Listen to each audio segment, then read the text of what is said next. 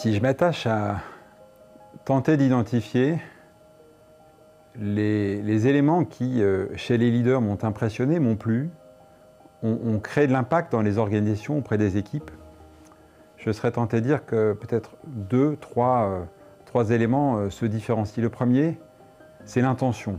Les leaders qui ont de l'impact ont l'intention de s'attacher à faire grandir la communauté, à donner à chacun une place et à faire que chacun s'épanouisse dans cette organisation en étant contributeur.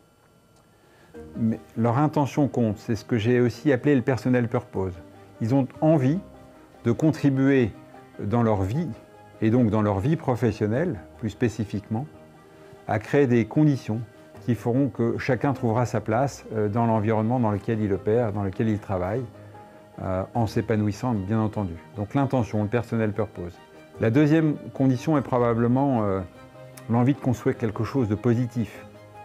On entraîne, on engage, on impacte si la vision que nous avons et ce vers quoi on entend entraîner, évidemment, est positif et entraîne le plus grand nombre.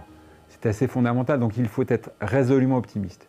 Et puis enfin, je serais tenté, c'est celui qui a